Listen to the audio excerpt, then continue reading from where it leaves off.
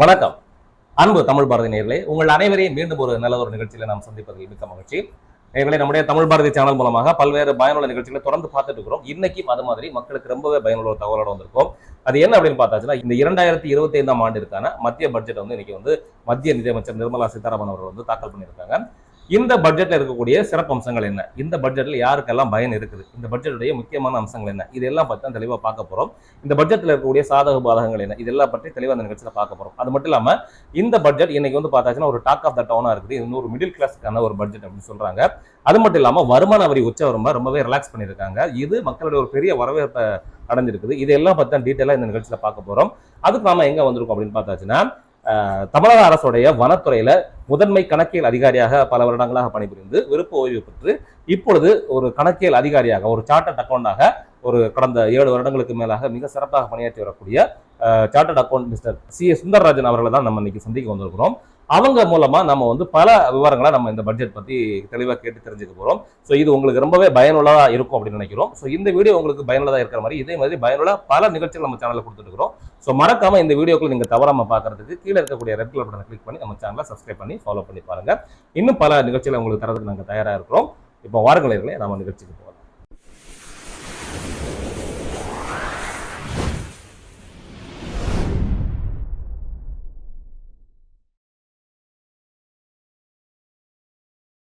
எனவே நம்ம இந்த நிகழ்ச்சியில சார்ட்டர்ட் அக்கௌண்ட் மிஸ்டர் சுந்தரராஜன் அவர்கள் வந்து சந்திக்க வந்திருக்கிறோம். ஸோ 7 வருடங்களுக்கு மேலாக இந்த துறையில ரொம்ப வெற்றிகரமா இயங்கிட்டு இருக்கிறவங்க கிட்ட நம்ம இந்த பட்ஜெட் பற்றி நம்முடைய பல்வேறு சந்தேகங்களை கேட்டு தெரிஞ்சுக்க போறோம். முதல்ல நம்ம அவரை சந்திக்கலாம். வணக்கம் சார். வணக்கம் ஐயா. சார், ஃபர்ஸ்ட் நீங்க உங்களை பத்தி சொல்லுங்க. உங்களுடைய கம்பெனி எப்படி, நீங்க இந்த ஃபீல்ட்ல எப்படி எவ்வளவு வருஷம் ஒர்க் பண்ணிட்டு இருக்கீங்க? ஸோ உங்களை பத்தின ஒரு பர்சனல் இன்ட்ரோ நம்ம நேயர்களுக்காக. நன்றி. நான் சார்ட்டர்ட் அக்கௌண்டன்ட் சுந்தரராஜன், வடசேரி, நாகர்கோவில் பகுதியில் இருக்கக்கூடிய வடசேரியில் கடந்த 7 வருடங்களாக இந்த தணிக்கையல் துறையில் இயங்கி வருகின்றேன். இதற்கு முன்பாக நான் தமிழ்நாடு வனத்துறையில் சீஃப் அக்கௌண்ட்ஸ் ஆஃபீஸராக பணியாற்றி விருப்ப ஓய்வு பெற்று இப்போது இன்கம் டேக்ஸ், ஜிஎஸ்டி, நிர்ம சட்டம் அப்படின்னு சொல்லக்கூடிய மினிஸ்ட்ரி ஆஃப் கார்ப்பரேட் ஆஃபீஸ், இந்தந்த துறைகளிலெல்லாம் நான் என்னுடைய ப்ராக்டிஸை செய்து வருகிறேன். நீங்கள் வந்து பல வருடங்களாக தமிழ்நாடு அரசோட வனத்துறையோட முதன்மை கணக்கியல் அதிகாரம் இருந்தீங்க. ஸோ உங்களுக்கு வந்து அரசாங்கம் சம்பந்தமான நிறைய பொருளாதார விஷயங்கள் நிறைய உங்களுக்கு அதில் வந்து நிறைய அனுபவங்கள் இருக்கும். ஸோ இந்த பொருளாதார துறையில் நீங்கள் வந்து ரொம்ப ஒரு அனுபவசாலியாக இருக்கிறீங்க.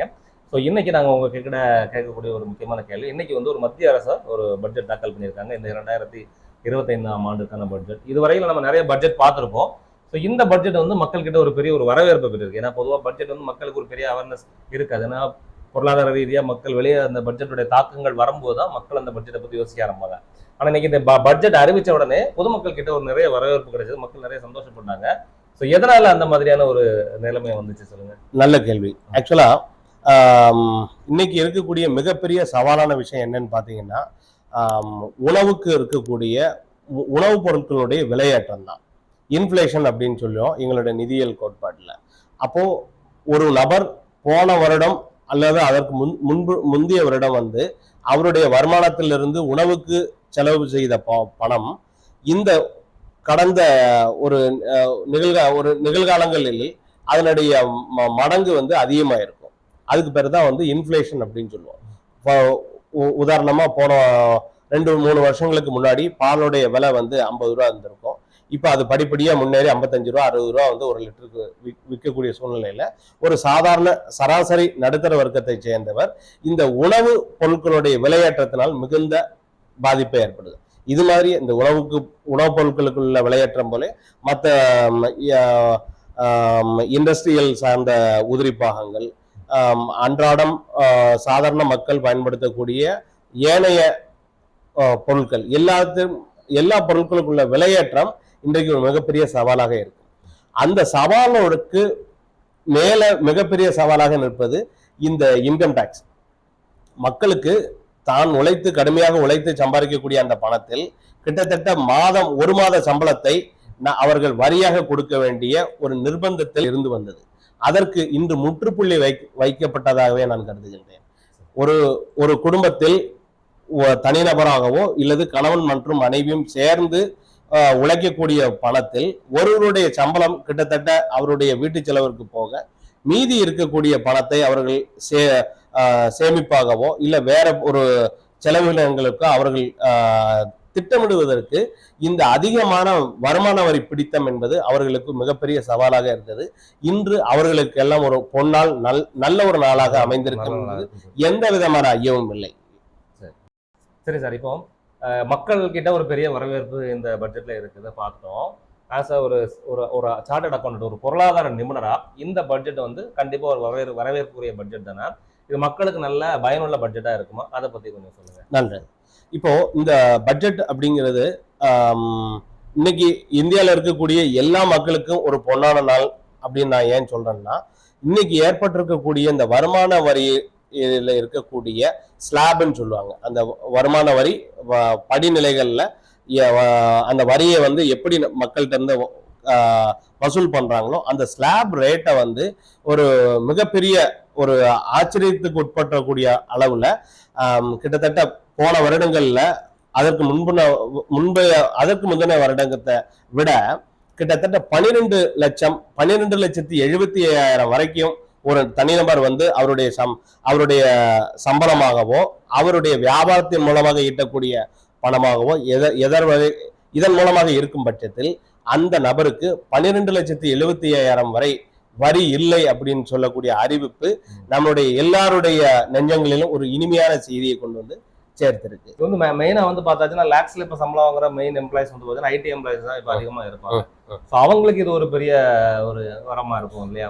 கண்டிப்பா அவங்க தான் மினிமம் 1 லட்சம் 2 லட்சம் சம்பளம்னால மேக்சிமம் அது ஐடி எம்ப்ளாயிஸ் தான் முதல்ல போய் அந்த விஷயங்களை பார்க்க முடியுது. அவங்களுக்கு இது ரொம்ப பெனிஃபிட்டா இருக்கும். இந்த கண்டிப்பாக இப்போ ஐடி எம்ப்ளாயிஸ் மட்டும் கிடையாது, இன்னைக்கு இருக்கக்கூடிய பன்னாட்டு பரவலாக்கப்பட்ட பொருளாதார மையத்தில் இருக்கக்கூடிய எல்லா விதம், ஃபார் எக்ஸாம்பிள் இப்போ நீங்க எடுத்துக்கிட்டீங்கன்னா பேங்கிங் செக்டர்ல ஒர்க் பண்ணக்கூடியவங்க, ஆட்டோமொபைல், இன்சூரன்ஸ்னு பல டிஃபரெண்ட் இந்த நியூ ஜெனரேஷன் வெர்டிகல் சம்பந்தப்பட்ட தொழில்கள் இருக்கக்கூடிய நபர்கள் சாதாரணமாக இன்று மாதம் 50,000 முதல் 1 லட்சம் வரை அவர்கள் சம்பாதிக்கின்றார்கள். இன்று மாதம் 1 லட்சம் ரூபாய் சம்பாதிக்கக்கூடிய அந்த நபருக்கு இந்த வரி விலங்கிலிருந்து விடுதலை கிடைத்திருக்கு. அவங்க வந்து மாதம் 1 லட்சம் ரூபாய் சம்பாதிச்சு அந்த பணத்தை முழுமையாக தன் குடும்பத்திற்கும் தன்னுடைய சுய சேமிப்பிற்காகவும் முழுமையாக உபயோகப்படுத்த முடியும். இதன் மதிப்பு போன வருடங்களில் பார்த்தீர்களானால் 7 லட்சம் ரூபாய் வரைக்கும் இருந்தது. அதற்கு முந்தின வருஷம் 5 லட்சமா இருந்தது. இதை எப்படி அவங்க மக்களுக்கு வழங்குறாங்கன்னா, இதுல ஒவ்வொரு அந்த அரசு அந்த வரியை வசூலிப்பதற்கு சில முன்னெடுப்புகளை எடுக்கின்றது. அது எப்படின்னு பாத்தீங்கன்னா, ஸ்லாப் ரேட் வந்து இன்னைக்கு வந்து 0 to 4 lakh முதல் 4 லட்சம் ரூபாய் சம்பளம் வாங்கக்கூடிய ஒரு நபர் வருமான வரி வரம்பிற்குள்ளே வரமாட்டார். அப்போ யார் ஒருவருக்கு வருடம் முழுவதும் வேலை பார்த்தும் 4 லட்சத்துக்கு கீழாக சம்பாத்தியம் இருக்கிறதோ அவர்கள் வருமான வரி படிவமே தாக்கல் செய்ய வேண்டிய அவசியம் இல்லை. 4 8, 8 12, 12 16, 16 20, 20 24, 24 மேலே உள்ளவர்களுக்கு மட்டும் 30% டாக்ஸ்.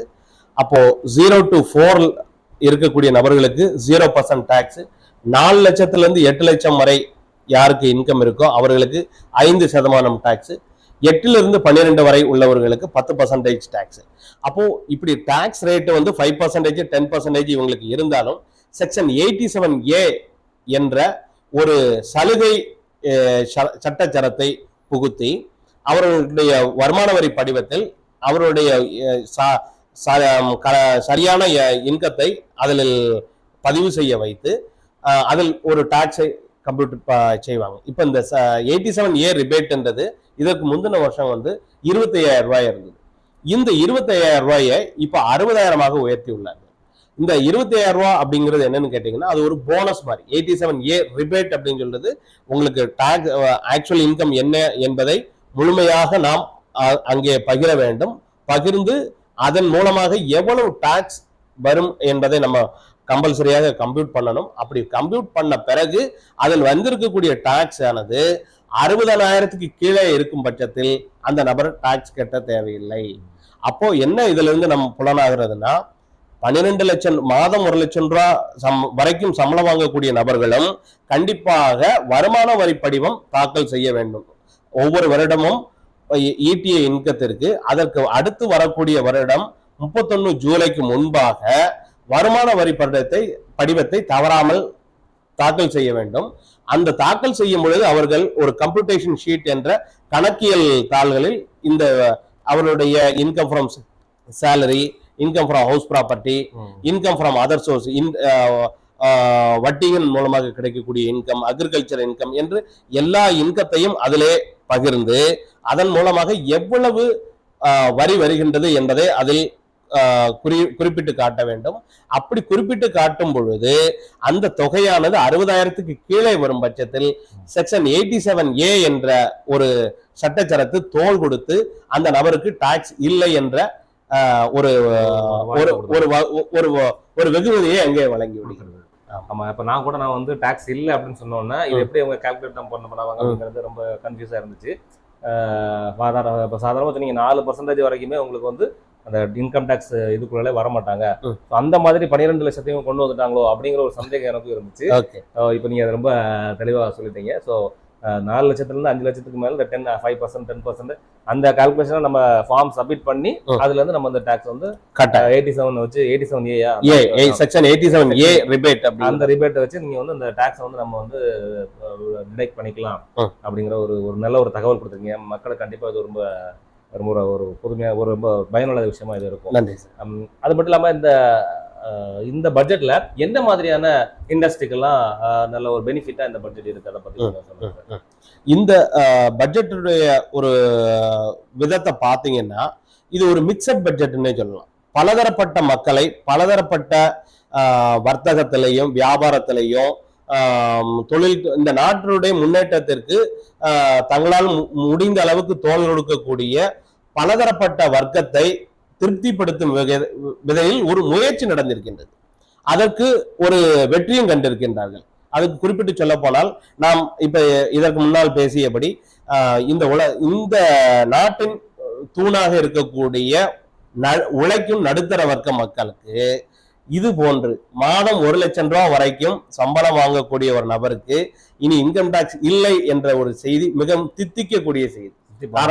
காரணம் என்னை போன்ற ஒரு சி கிளாஸ் டவுனில் பிராக்டிஸ் பண்ணக்கூடிய ஒரு சார்ட்டர்ட் அக்கௌண்டன்ட்டுக்கு ஒரு சாதாரண நபர் வருமான வரி படிவம் தாக்கல் செய்யும் பொழுது அவர்கள் அந்த மாதம் சம்பாதிக்கக்கூடிய அந்த அவர்கள் படக்கூடிய கஷ்டமும் அவர்கள் அந்த வேலையில் அனுபவிக்கக்கூடிய தொந்தரவுகளையும் கடந்து அவர்களுடைய 1 மாத சம்பளம் டாக்ஸாக போகும் பொழுது அவர்கள் அனுபவிக்கக்கூடிய இன்னல்களை நான் நேரடியாக கண்ட ஒரு நபர். காரணம், நான் ஒரு அரசின் அங்கீகரிக்கப்பட்ட முகவராக இந்த வரியை மக்களிடம் வசூல் செய்து அரசிடம் செலுத்தும் ஒரு நபர்.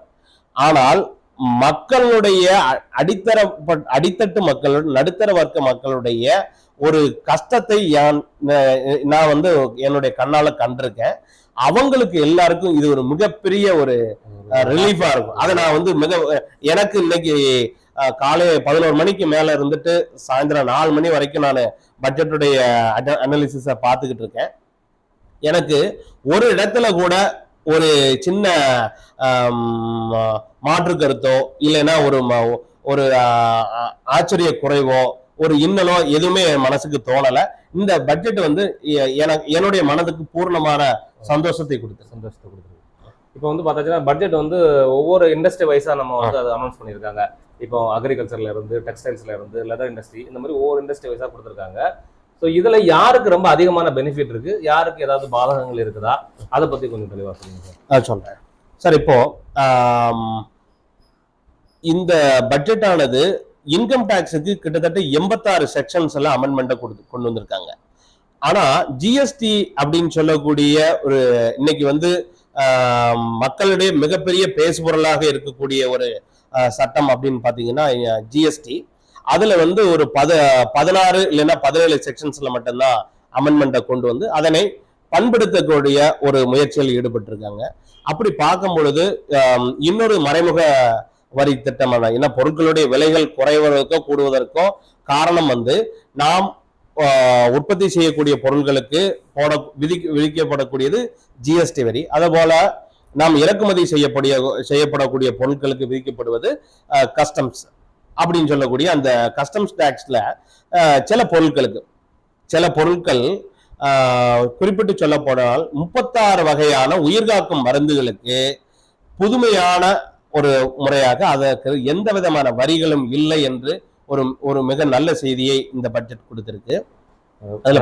உயிர் காக்கக்கூடிய மருந்துகள் அது எந்த மாதிரியான பலதரப்பட்ட, இப்போ இன்னைக்கு பாத்துக்கிட்டீங்கன்னா கேன்சர்ல இருந்துட்டு சில இன்ஃபர்டிலிட்டி, அப்புறம் சில தசைநார் சிதைவு, இது மாதிரியான தசைநார் சிதைவுக்கான மருந்துகள் எண்ணற்ற இதில் இருந்தாலும் அதற்கான காரணிகளை கண்டுபிடிக்கக்கூடிய அதன் அடிப்படை மருந்துகளுக்குள்ள சில பொருள் இது மாதிரியான ஒரு மருந்துகளுக்குள்ள டாக்ஸ் ஆனது முழுமையாக நீக்கப்பட்டு அவை கம்ப்ளீட்லி எக்ஸம்டட் கேட்டகரியில் சேர்த்தது இந்த மருத்துவத்தினுடைய முக்கியத்துவத்தை, நாட்டினுடைய மருத்துவத்துறையில் இருக்கக்கூடிய மக்கள் அன்றாடம் பயன்படுத்தும் மருந்துகளுக்கு ஒரு 36 வகையான மருந்துகளுக்கு வரி இல்லை என்று சொல்வது மிகுந்த ஆறுதலான ஒரு விஷயமாக அமைகின்றது.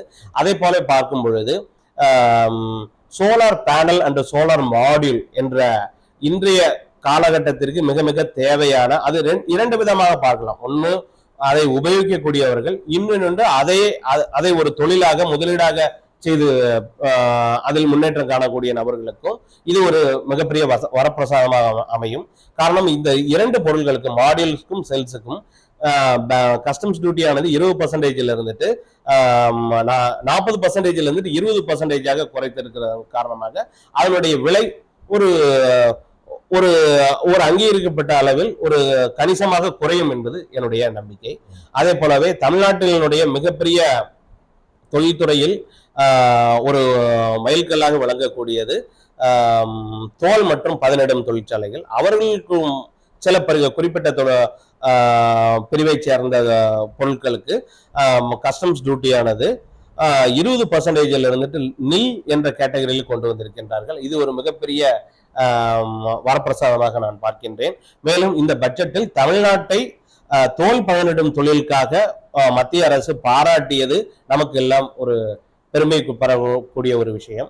அதே போலவே பட்ஜெட் உரையின் ஒரு தொடக்கத்தில் உலகத்தின் உணவு கிண்ணம் இந்தியா என்ற ஒரு வெளிச்சொல்லோடு தான் தொடங்கி இருக்கின்றார்கள்.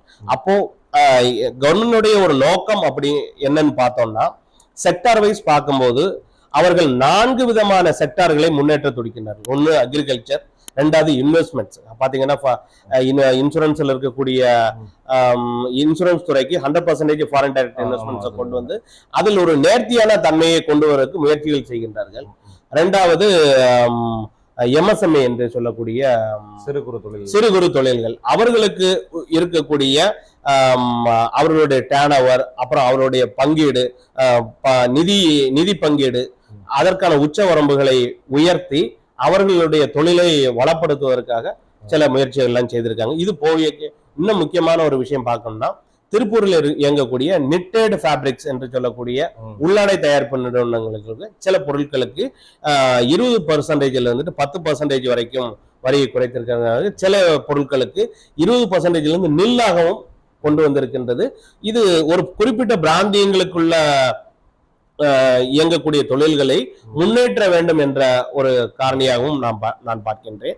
இதற்கு அச்சாரம் வைத்தால் போல் அடுத்தது எலக்ட்ரிக்கல் இவி வெஹிக்கிள்குள்ள ionised battery and lithium batteries, இதற்கு இருக்கக்கூடிய டியூட்டிஸ் 5% நில் என்ற சூழ்நிலையில் கொண்டு வரும் பொழுது காம்படிட்டர்ஸ், ஃபார் எக்ஸாம்பிள் இப்போ ஒரு கண்ட்ரியினுடைய இம்போர்ட்டும் அடுத்த கண்ட்ரியினுடைய இம்போர்ட்டுக்கும் விலையானது மிக சின்ன வித்தியாசத்தில் இருக்கும்.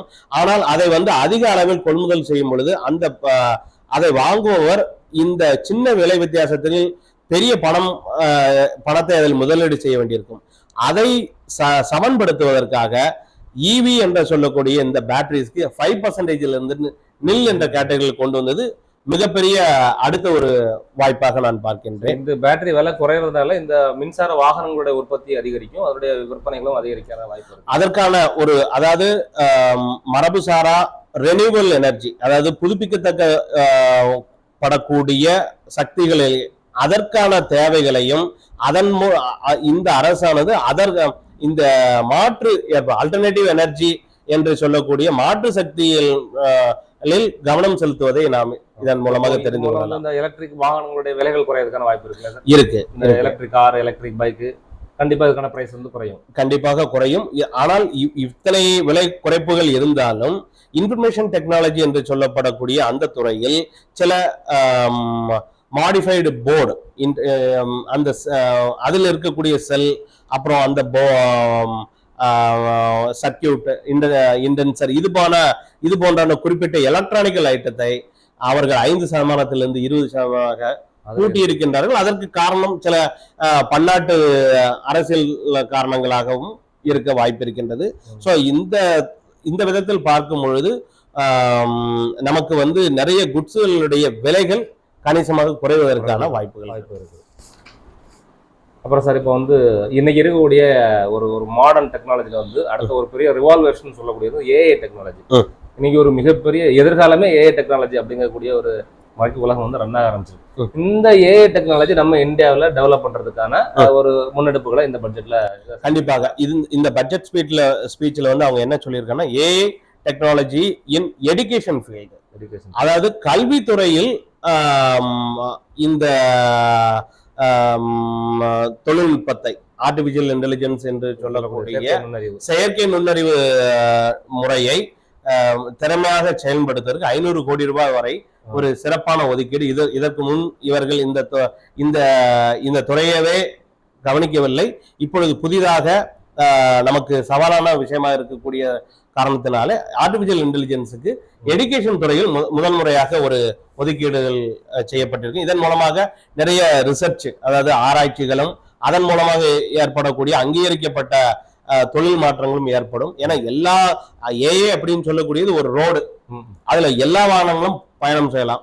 அப்போ அந்த துறையில் ஒரு மாற்றம், நாம் முன்னேற்றம் அடைவதற்காக இந்த புது பட்ஜெட்டில் நமக்கு அடிஷனலாக 500 கோடியை அவர்கள் ஒதுக்கி இருப்பது நமக்கு மிகுந்த நம்பிக்கை அளிக்கும். அப்புறம் விவசாயத்துறையில இந்த ஏஐ வந்து இம்ப்ளிமெண்ட் செய்யப்படும் அப்படின்னு சொல்லியிருக்காங்க பட்ஜெட்ல.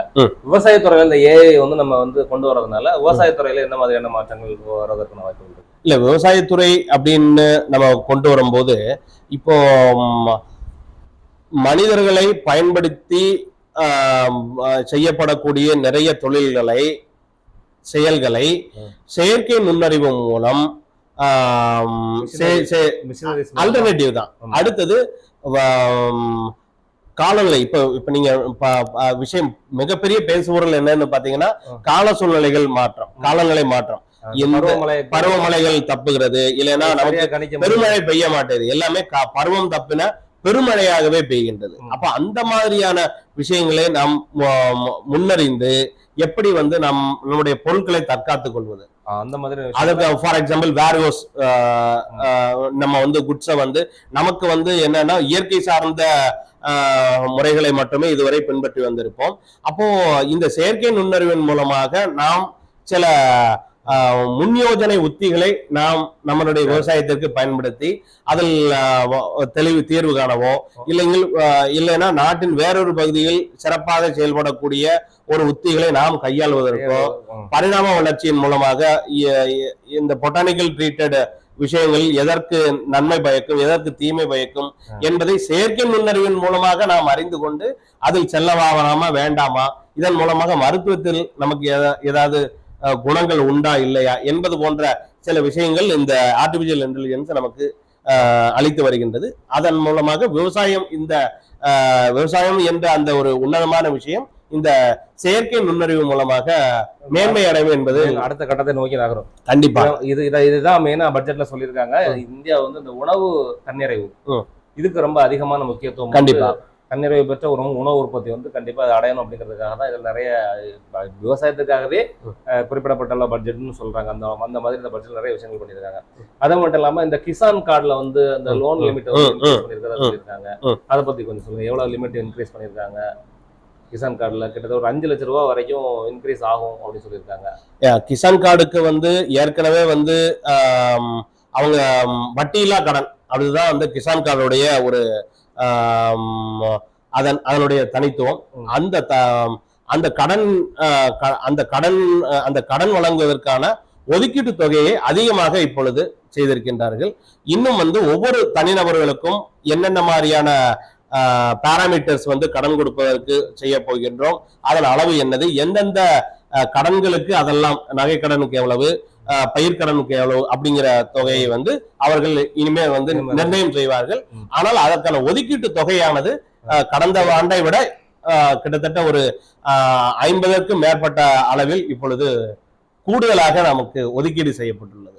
அப்ப அதையும் விவசாயத்திற்கான தேவைகளை ஒரு ஒரு வங்கியின் மூலமாக ஒரு விவசாயி நேரடியாக சென்று எளிமையாக வாங்கி அந்த தன்னுடைய வணிக அவருடைய விவசாய நடவடிக்கைகளை எளிமையாக செய்வதற்கு இந்த அரசாங்கம் ஒத்துழைக்கும் என்பது நாம் பார்க்கிறோம். இப்போ வந்து பாத்தீங்கன்னா இந்த இன்கம் டாக்ஸ் வந்து ஒரு பெரிய ஒரு பலன் அளிக்கக்கூடிய ஒரு விஷயமா இதுல பாத்தீங்க.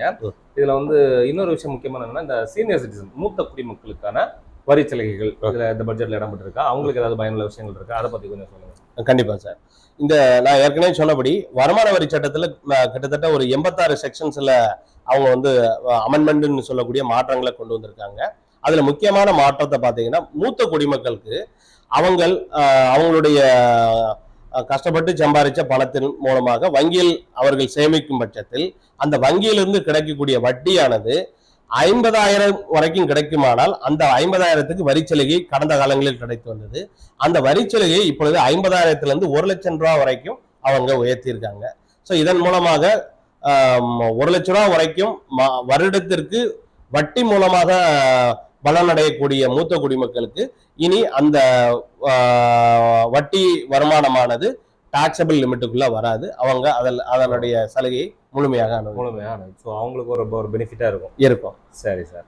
அப்புறம் சார் இதுல வந்து என்னன்னா, இந்த இன்சூரன்ஸ் இருக்கு பாத்தீங்களா, ஸோ இதுல வந்து ஒரு இது வரைக்கும் 75% இருந்த ஒரு ஃபாரின் இன்வெஸ்ட்மெண்ட் இப்போ வந்து 100% கொடுத்தாங்க. ஸோ இது வந்து 100% ஃபாரின் இன்வெஸ்ட்மெண்ட் நமக்கு வந்து இன்சூரன்ஸ் ஃபீல்டுக்குள்ள வரதுனால என்ன மாதிரியான நன்மைகள் இருக்கும், அதுல என்ன மாதிரியான ஒரு பாதகங்கள் இருக்கும், அதை பத்தி கொஞ்சம் சொல்லுங்க சார். இன்சூரன்ஸுடைய தேவைகள் வந்து மேலை நாடுகளை ஒற்று நோக்கும் பொழுது நமக்கு இன்னும் அதன் குறித்த விழிப்புணர்வு மிக மிக குறைவே. காரணம், நமக்கு அரசாங்கமோ அல்லது நாம் தொழில் செய்யக்கூடிய தொழில் நிறுவனமோ நமக்கு தேவையான ஒரு மருத்துவ வசதிகளை திறம்பட செய்து தருவதில்லை. நாம் உழைக்கின்ற மூலம் கிடைக்கக்கூடிய நம்மளுடைய ஊதியத்தின் மூலமாகவே நம்முடைய மருத்துவ தேவைகளை நாம் இன்று நிறைவு செய்து வருகின்றோம். இந்த காலகட்டத்தில் இந்த பன்னாட்டு நிறுவனங்கள் இந்தியாவில் ஃபாரின் டைரக்ட் இன்வெஸ்ட்மெண்ட் என்ற முறையின் மூலமாக இந்த காப்பீட்டு துறையிலும் கூட அவர்கள் முதலீடு செய்யலாம் என்று காலகட்டங்கள் தொடங்கிய பின்னரே இந்த ரெகுலர் ப்ராடக்டாக இருந்த இன்சூரன்ஸ் பலவிதமான மாற்றங்களை சந்தித்தது. அதற்கு ஒரு முக்கியமான எடுத்துக்காட்டுகளை சொல்ல வேண்டுமானால், சராசரியான காப்பீடானதை யூனிட் லிங்க்டு, அதாவது ஷேர் மார்க்கெட்டிலும் இந்த காப்பீட்டை இணைத்து யூனிட் லிங்க்டு பிளான் என்ற ஒரு புதுமையான ஒரு உத்தியை அவர்கள் கையாண்டார்கள். அதில் வெற்றியும் கண்டிருக்கின்றார்கள். காரணம், ஒரு காப்பீட்டு பணமானது ஒரு காப்பீட்டு நிறுவனத்தில் அதில் ஒரு இன்வெஸ்ட்மெண்டாக இருக்கும். அந்த காப்பீட்டு நிறுவனம் அந்த பணத்தை வேறு தொழில்களில் முதலீடு செய்தோ, வங்கிகளில் டெபாசிட் செய்தோ, அல்லது அது நேரடியாக மார்க்கெட்டில் முதலீடு செய்தோ அதில் வரக்கூடிய ரிஸ்க் உட்பட்டு அவர்கள் சம்பாதித்து அந்த உபரி வருவாயையும் வைத்துதான் இவர்களுக்கு இந்த இழப்பீடு காலத்தில் ஏதேனும் ஒரு அந்த காப்பீட்டு வழங்க வேண்டிய அந்த காலகட்டத்தில் அந்த நிதி காப்பீட்டு இழப்பீடை வழங்கி வந்தார்கள். செக்ஷன் 1010D என்ற சட்டச்சரத்தானது ஒரு சராசரி காப்பீட்டின் மூலமாக கிடைக்கக்கூடிய திரும்ப வரும் தொகையை முழுமையாக வருமான வரி வரம்பிலிருந்து நீக்கி அதற்கு முழுமையான வரிச்சலுகை தருகின்றது.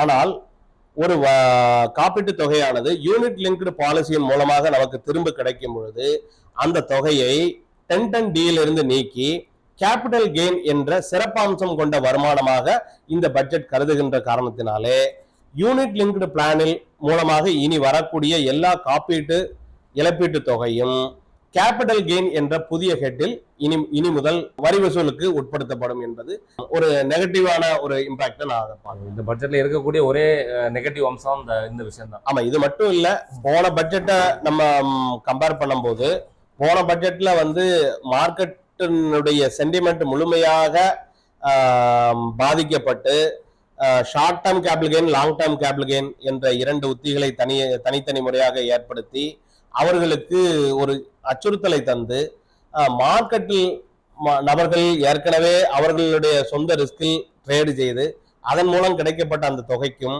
செப்பரேட்டான டாக்ஸேஷன்லாம் செய்து லாங் டேர்ம் கேபிட்டல் கெயின் இருக்கக்கூடிய முழுமையான எக்ஸம்ஷன் நீக்கி 1 லட்சம் ரூபாயை குறைத்து அதன் பின் மார்க்கெட் சென்டிமெண்டை கடந்த காலங்களில் மிகவும் பாதிப்படைய வைத்தவர்கள் இந்த ஆண்டு மிக மிக எச்சரிக்கையாக மார்க்கெட் சென்டிமெண்டை எந்த விதமான அச்சுறுத்தலுக்கும் ஈடுபடுத்தவில்லை என்பது அந்த ஒரு காரணமே மிகவும் ஆறுதல் அளிக்கின்றது. அதில் இந்த மார்க்கெட் என்ற ஒரு விஷயத்தை நாம் பார்க்கும் பொழுது நான் ஏற்கனவே சொன்ன இந்த 12,75,000 ரூபாய் வருட வருமானம் என்பது ஒரு நபர் தான் செய்யும் வேலையின் மூலமாக கிடைக்கக்கூடிய சம்பள ஊதியமாகவோ அல்லது சிறு குறு தொழில்கள் செய்து கிடைக்கக்கூடிய வியாபார வருமானமாக இருந்தால் மட்டுமே இதற்கு பொருந்தும். நாம் ஒரு அதாவது கேபிட்டல் கெயின் என்று சொல்லக்கூடியது இந்த வருமான வரி கணக்கீட்டு முறையில் இதற்கு அடுத்தபடியாக இருக்கக்கூடியது. ஒரு நபருக்கான எந்தெந்த இனங்களின் மூலமாக வருமானம் வரும் என்று நாம் பார்க்கும் முறையால் சம்பளம் மூலமாக வரும், வீடுகளை வாடகைக்கு விட்டு அதன் மூலமாக கிடைக்கக்கூடிய இன்கம் ஃப்ரம் ஹவுஸ் ப்ராப்பர்ட்டி என்பது வரும், வியாபாரத்தின் மூலமாக வரக்கூடிய வியாபார வருமானங்கள் உண்டு, இதர வருமானங்கள் உண்டு. இந்த 4லும் உள்படாத 5வது வருமானம் என்பது என்றால் நாம் வைத்திருக்கக்கூடிய அசையா சொத்துக்கள், அந்த சொத்துக்களோ அல்லது நாம் இப்ப பார்த்த நிதியியல் சார்ந்த பினான்சியல் இன்ஸ்ட்ருமெண்ட் என்று சொல்லக்கூடிய ஷேர்ஸ், மியூச்சுவல் ஃபண்ட்ஸ், இதன் மூலமாக இந்த சொத்துக்களை நாம் விற்பதன் மூலமாக நமக்கு கிடைக்கும் அந்த ஊதியமானது கேபிட்டல் கெயின் என்று லாபம். இது வந்து ஒரு ஈவு. இந்த லாப ஈவை இன்கம் டாக்ஸ் என்ன சொல்லுதுன்னா கேபிட்டல் கெயின். கேபிட்டல் என்று சொல்லக்கூடியது நாம் அன்றாடம் சம்பாதிக்காத ஒரு பொருள், நம் தாய் தந்தையரோ மூதாதையர்கள் மூலமாக கிடைக்கப்பட்ட ஒரு வீடோ நிலமோ, அந்த நிலத்தை நாம் இந்த காலகட்டத்தில் விற்கும் பொழுது நமக்கு ஒரு ஆதாயம் கிடைக்கின்றது. அந்த ஆதாயத்தை மூலதன ஆதாயம் என்று தமிழில் சொல்வார்கள், கேபிட்டல் கெயின். இது வந்து அந்த எக்ஸம்ஷனுக்குள்ள வராது. இதுக்கு நம்ம டாக்ஸ் பே பண்ணி தான் ஆகணும். அதாவது ஒரு நபருக்கு வருஷம் 8 லட்சம் ரூபாய் வந்து சம்பளம் இருக்குன்னா இந்த இவருடைய வருட ஊதியமானது 12 லட்சத்துக்கு கீழே இருக்கின்றது. நான் ஏற்கனவே சொன்னபடி 87A ரிபேட் இவர்களுக்கு ஒரு அபயக்கரம் கொடுக்கும், அவர்களுக்கு டாக்ஸ் பே பண்ண தேவையில்லை. ஆனால் அதே நபருக்கு இந்த அவருடைய குடும்ப சொத்தை அல்லது அவர் வாங்கிய சொத்தை விற்கும் பொழுது அவருக்கு மூலதன ஆதாயமானது ஒரு 4 லட்சம் மட்டுமே இருக்குமானால் 8 + 4 மொத்தமே 12 தான். ஆனாலும் அந்த 4 லட்சத்திற்கு 12.5% லாங் டர்ம் கேபிட்டல் கெயினா இருக்கும் பட்சத்தில் அவருக்கு என்ன வரும்னா அந்த கேபிட்டல் கெயின் டாக்ஸ் வந்து அப்ளிகபிள் ஆயிடும். ஸோ ரொம்ப தெளிவாக சொல்லிட்டீங்க. அந்த டாக்ஸ் வந்து எவ்வளவு டிடெக்ட் பண்ணியிருக்காங்க அப்படின்னா அது யாருக்கு அது வந்து டிடெக்ட் ஆகும், யாருக்கு வந்து அதை வந்து பே பண்ண வேண்டியிருக்கும் அப்படிங்கிறத ரொம்ப தெளிவாக சொல்லிட்டீங்க. ஸோ அப்போ இந்த மார்க்கெட் ஸ்ட்ராட்டஜின்னு இருக்கு. ஸோ இந்த பட்ஜெட்டுக்கு அப்புறம் இந்த மார்க்கெட் ஸ்ட்ராட்டஜியில், இந்த ஷேர் மார்க்கெட் ஸ்ட்ராட்டஜியில் என்ன மாதிரியான இது ஒரு ரிஃப்ளெக்ட் ஆயிருக்கு இந்த பட்ஜெட், அதை பற்றி கொஞ்சம் சொல்றேன். நீங்க கேட்ட ஒரு முக்கியமான கேள்வி இது. காரணம், இதை உணர்ந்து கொள்வதற்காகவே இன்றைக்கு வந்து சனிக்கிழமை, பொதுவாக சனிக்கிழமை அன்று பங்கு வர்த்தகம் இருக்காது. ஆனால் இந்த பட்ஜெட்டின் தாக்கம் மார்க்கெட்டை எவ்வாறு வழிநடத்தி செல்கின்றது என்பதை உணர்வதற்காகவே இந்த சனிக்கிழமையாக இருந்தாலும் கூட இன்று மார்க்கெட் ஆனது திறந்து தன்னுடைய நடவடிக்கைகளை எப்பொழுதும் போல மேற்கொண்டிருந்தது. பல விதமான எதிர்பார்க்கப்பட்ட சில பங்குகளான ஆட்டோமொபைல் செக்டர், இன்னொரு பார்மாசூட்டிக்கல் என்ற 2 எதிர்பார்க்கப்பட்ட பங்குகள், இன்ஃபர்மேஷன் டெக்னாலஜி என்ற 3 துறைகளிலும் பங்குகள் வந்து மிகுந்த முன்னேற்றத்தை சந்திக்கும் என்று எதிர்பார்த்த நிலையிலும் கூட பலதரப்பட்ட ஏற்ற இறக்கங்களுடன் காணப்பட்ட சந்தை இறுதி பணி நேரத்தின் முடிவில் 0.01% இன்க்ரீஸ், அதாவது சென்செக்ஸ் ஆனது 5 பாயிண்டுகள் அதிகமாக பெற்று முழுமையடைந்திருக்கிறது. இதன் மூலமாக மொத்த வரம்பில் பார்க்கும் பொழுது இந்த மார்க்கெட் ஆனது இந்த பட்ஜெட்டை அவர்களுக்குரிய பட்ஜெட்டாக பார்த்து இனிமே வரக்கூடிய, இதுதான் ஒரு குறியீடு, இனி வரக்கூடிய இந்த ஒரு வருட காலத்தில் இந்த நாடு நல்ல ஒரு முன்னேற்றத்தை நோக்கி செல்லும் என்ற ஒரு அணுகுமுறையை இந்த முதலீட்டாளர்கள் எடுத்துள்ளார்கள் என்பதை இதன் மூலமாக நாம் இது வந்து ஒரு பாசிட்டிவான பட்ஜெட் அப்படிங்கிறதுக்கான ஒரு ரிசல்ட் வந்து ஆமா இந்த மார்க்கெட் இன்னைக்கு ஒரு 5% ரைஸ் ஆகிருக்கிறது வந்து அது ஒரு நல்ல விஷயமா காட்டுது. கண்டிப்பா. ஸோ இப்போ வந்து பாத்தீங்கன்னா இந்த உலக அளவுல ஒரு பொருளாதார ஒரு மந்த நிலை, பொருளாதார வீழ்ச்சி அந்த மாதிரி எல்லாம் இருந்துட்டு இருக்க டைம்ல இந்த நம்ம நாட்டுல மட்டும் அந்த பொருளாதார வீழ்ச்சி வந்து பெரிய அளவுல பாதிப்படையல. ஸோ பொருளாதாரத்தில் நம்ம கொஞ்சம் ஸ்ட்ராங்காவே இருந்தோம். ஸோ இந்த பட்ஜெட்டுக்கு அப்புறம் நம்மளுடைய பொருளாதாரம் இப்போ வந்து சமீபத்தில் பார்த்தாச்சுன்னா இந்த இந்தியன் ருப்பியோட வேல்யூ வந்து குறைஞ்சிருக்குது. ஸோ டாலருடைய ரேட் வந்து இன்க்ரீஸ் ஆயிருக்கு. இந்த மாதிரி நிறைய பிரச்சனைனால கோல்டோட ரேட்லாம் ரைஸ் ஆயிடுச்சு. அந்த மாதிரிலாம் நிறைய பிரச்சனைகள் பார்த்துட்டு இருக்கிறோம். ஸோ இந்த பட்ஜெட்டுக்கு அப்புறம் இந்த நிலைமைகள் மாறுமா? மறுபடியும் இந்தியாவுடைய பொருளாதாரங்கள் ஒரு வளர்ச்சியான பாதையை நோக்கி போறதுக்கான வாய்ப்புகள் இருக்கு. அதை பத்தி கொஞ்சம் சொல்லுங்க. கண்டிப்பா. இது எல்லாமே வந்து பேரியல் பொருளாதாரம் சார்ந்த விஷயங்கள். இப்ப நீங்க மேக்ரோ எக்கனாமிக்ஸ் என்று சொல்லக்கூடிய பேரியல் பொருளாதாரம் சார்ந்த கேள்வி. காரணம் இந்த காரணிகள் எல்லாம் வந்து நம்மளுடைய கையில் மாத்திரம், ஒரு தனிநபரோ அல்லது தனி நிறுவனமோ அல்லது தனி தொழில்துறையோ மட்டும் சார்ந்த ஒரு விஷயம் இல்லை. இதற்கு காரணமானது பல நம் எல்லோரையும் சேர்த்து. அதற்கு ஒரு குறிப்பிட்ட ஒரு எடுத்துக்காட்டு என்னால் கூற முடியுமானால், இந்த அரசு ஒரு 10 ஆண்டுகளுக்கு முன்பு பொறுப்பேற்கும் முன்பு இந்த நாட்டில் இருக்கக்கூடிய நிரந்தர வருமான வரி கணக்கு எண் வைத்திருந்தவருடைய தொகையானது 3.5 கோடி இருந்தது. இன்று அது கிட்டத்தட்ட 8 கோடி 10 கோடியை கடந்து அதிகபட்ச எண்ணிக்கையை நோக்கி பயணித்துக் கொண்டிருக்கின்றது. வருமான வரி படிவம் தாக்கல் செய்யக்கூடிய நபர்களின் எண்ணிக்கையும் சராசரியாக உயர்ந்திருக்கின்றது. இது எதன் குறியீடாக நாம் பார்க்க வேண்டுமேயானால், நாம் ஒவ்வொருவரும் இந்த சராசரி அன்றாட வாழ்க்கையில் நாம் செய்யக்கூடிய மொபைல் மூலமாக செய்யக்கூடிய யூபிஐ என்று சொல்லக்கூடிய யூபிஐ டிரான்சாக்சன் எண்ணிக்கை கூட்டுகின்றது. இதன் மூலமாகவே நாம் ஒரு குறியீடாக எடுத்துக்கொள்ளலாம். அப்போ இந்த பட்ஜெட்டின் மூலமாக 12 லட்சம் ரூபாய் வரைக்கும் ஒரு குடும்பத்திற்கு டாக்ஸ் கலெக்ஷன்ல இருந்துட்டு விதிவிலக்கு கிடைத்திருக்கும் பொழுது அந்த குடும்பமானது இனி திறம்பட செய்யப்பட்டு, அதாவது ஒரு அரசாங்கம் ஒரு குடிமகனுக்கு ஒரு சலுகை தரும் பொழுது திறமையான திட்டமிடலும் சீரிய நோக்கமும் ஒழுக்கமும் கொண்டு அந்த குடும்பம் இயங்குமேயானால் அவர்களுக்கு இந்த பட்ஜெட் ஆனது வரப்பிரசாதம். அதை முறையாக சேமித்து வைத்தல், எந்த வருமான இனத்தில் அதை சேமித்து வைத்தல், எத்தனை காலம் சேமித்து வைத்தல், தான் அடுத்த 5 ஆண்டு காலத்தில் அடுத்த 10 ஆண்டு காலத்தில் இந்த வருமானத்தின் மூலமாக மேன்மை அடைய வேண்டும் என்ற உயர்ந்த நோக்கத்தையும் அவர்கள் உள்ளெடுத்துக்கும் பட்சத்தில் நாம் பன்னாட்டு அரசியல் அமைப்பின் மூலமாக ஏற்படக்கூடிய ஒரு சாதகமில்லாத தன்மையை கூட நம்மளால் முறியடித்து வெற்றி காண முடியும். காரணம், இந்த நாட்டின் முதுகெலும்பு நடுத்தர வர்க்கம், இந்த நாட்டின் முதுகெலும்பு விவசாயம், இந்த நாட்டின் முதுகெலும்பு எம்எஸ்எம்இ என்று சொல்லக்கூடிய சிறு குறு தொழில் வர்க்கங்கள். இவர்கள் நன்றாக இயங்கினாலே இந்த நாடு நன்றாக இருக்கும். அவர்களுக்கு இயன்ற அளவு இந்த பட்ஜெட் அவர்களை திருப்திப்படுத்த முயற்சி செய்திருக்கின்றது என்பதை என்னுடைய கருத்து. இந்த பட்ஜெட் வந்து ஒரு மிடில் கிளாஸ் பட்ஜெட், அவங்கள சந்தோஷப்படுத்துறதுக்காக. கண்டிப்பாக இந்த பட்ஜெட்ல வந்து பிளஸ் அதிகமா இருக்கா, மைனஸ் அதிகமா இருக்கா, நெகட்டிவ்ஸ் எப்படி இருக்கு, பாசிட்டிவ் எப்படி இருக்கு, அதை பத்தி சொல்லுங்க. இது வந்து இந்த இடத்துல பார்க்க போனோம்னா இது ஒரு எலெக்ஷன் பட்ஜெட்னு சொல்லக்கூடிய அளவுக்கு பாசிட்டிவ்ஸ் தான் அதிகமா இருக்கு. பட் நான் வந்து இதை வந்து சென்ட்ரல் எலெக்ஷன்ஸ் எதுவும் நியர் ஃபியூச்சர்ல இல்லாத ஒரு காலகட்டத்திலே கூட அதை மையப்படுத்தி ஏற்படுத்தப்பட்ட ஒரு பட்ஜெட் போல, அல்லது இவர்கள் காலம் கடந்து அதனுடைய தன்மை உணர்ந்து கொண்டிருக்கின்றார். காரணம், நான் அதை நன்றாக அதை ஒரு உணர்ந்த ஒரு நபராக பேசுகிறேன். ஒருவேளை இந்த பட்ஜெட் வந்து இந்த எலெக்ஷனுக்கு முன்னாடி அவங்க பண்ணியிருந்தாங்கன்னா எலெக்ஷன்ல அவங்களுக்கு ஒரு பெரிய ஒரு இருக்கலாம், கண்டிப்பாக இருக்கலாம். காரணம், தன்னுடைய அன்றாட வருமானம் தனக்கு சேமிப்பாக மாறாத ஒரு கவலை அனைத்து குடிமகர்களுக்கும் கண்டிப்பா இருக்கும். அவர்களுக்கு இது ஒரு உபரி வருமானம் கிடைத்து அதன் மூலமாக அவர்களுடைய வாழ்க்கையை முன்னேற்றத்துக்கு இது ஒரு உறுதுணையாக இருக்கும் பட்சத்தில் கண்டிப்பாக அவர்கள் இந்த அரசிற்கு ஒரு அங்கீகாரம் வழங்கி இருப்பார்கள். இது காலம் கடந்த ஒரு கருத்தாக. பொதுவா கவர்மெண்ட் என்ன ஃபீல் பண்றாங்கன்னா, இந்த எலெக்ஷனை மைண்ட் பண்ணாம மக்களுக்கு தேவையான ஒரு விஷயத்தை எப்ப வேணாலும் செய்யலாம் அப்படின்ற ஒரு வெளிப்பாடா கூட நம்ம பார்த்துக்கலாம். மக்களுக்கான நல்ல விஷயங்களை நம்ம எலெக்ஷன் டைம்ல தான் செய்யணும்னு அவசியம் கிடையாது.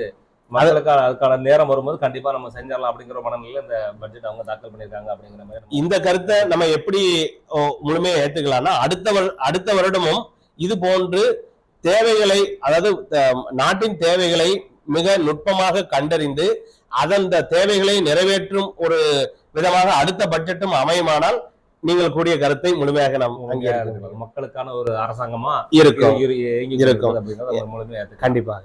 சரி சார், இப்போ வந்து இந்த பட்ஜெட் பத்தி ரொம்ப தெளிவா அருமையான நிறைய விளக்கங்களை கொடுத்துட்டீங்க.